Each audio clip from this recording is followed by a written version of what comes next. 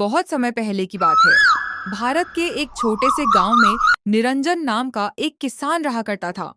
निरंजन देखने में तो साधारण था, लेकिन उसका दिल बहुत बड़ा था।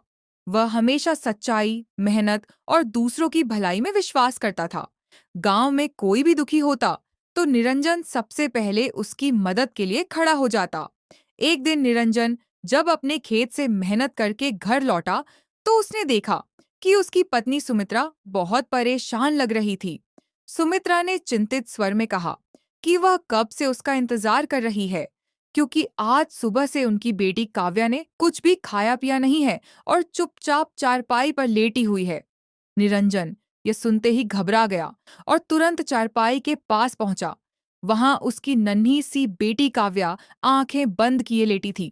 पिता की आहट पाकर काव्या ने धीरे धीरे अपनी आंखें खोलीं। निरंजन ने प्यार से पूछा कि उसने कुछ खाया क्यों नहीं।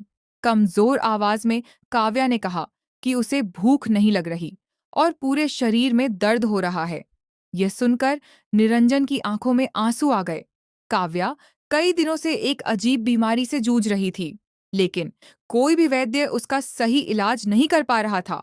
निरंजन ने अपने आंसू पोंछते हुए बेटी को दिलासा दिया कि वह जल्द ही ठीक हो जाएगी, लेकिन सुमित्रा का दिल मानने को तैयार नहीं था।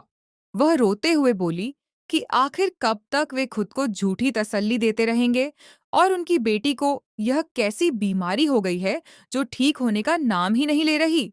निरंजन ने समझाते हुए कहा कि वह खेत में दिन रात मेहनत सिर्फ अपनी बेटी के लिए ही कर रहा है। कल फसल की कटाई है और अगर फसल अच्छे दामों में बिक गई, तो वे किसी बड़े वैद्य से काव्या का इलाज कराएंगे।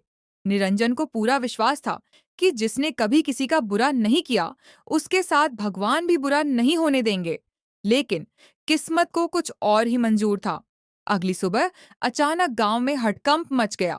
गांव का मुखिया दौड़ता हुआ निरंजन के घर पहुंचा और घबराई हुई आवाज में बताया कि रात में निरंजन की पूरी फसल में आग लग गई है।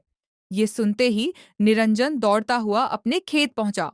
उसने देखा कि महीनों की मेहनत राख में बदल चुकी थी। निरंजन जमीन पर बैठ गया और अपना सिर पकड़कर रोने लगा। अब न खेत बचा था, न पैसे, और बेटी की बीमारी दिन ब दिन बढ़ती जा रही थी। मुखिया ने निरंजन को सलाह दी कि अगर वह चाहे तो गांव के अमीर साहूकार सेठ रघुवीर से कर्ज दिलवा सकता है। मजबूरी में निरंजन ने हामी भर दी। सेठ रघुवीर बाहर से भला दिखाई देता था, लेकिन उसके मन में लालच भरा हुआ था। उसने कर्ज तो दे दिया, लेकिन मन ही मन कुछ और ही योजना बना चुका था। कुछ ही दिनों बाद सेठ ने अचानक ब्याज समेत पूरा कर्ज वापस मांग लिया।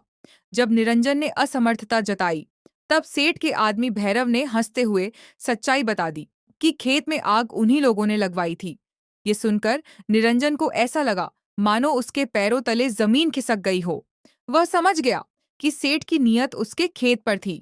निराश और टूटे हुए मन से निरंजन घर की ओर चल पड़ा। रास्ते में एक बरगद के पेड़ के नीचे बैठकर वह फूट फूट कर रोने लगा। उसे नहीं पता था कि उसी पेड़ के पीछे एक साधु ध्यान में बैठे हुए थे। रोने की आवाज सुनकर साधु ने आंखें खोलीं और निरंजन से उसके दुख का कारण पूछा। निरंजन ने अपनी पूरी कहानी साधु को सुना दी।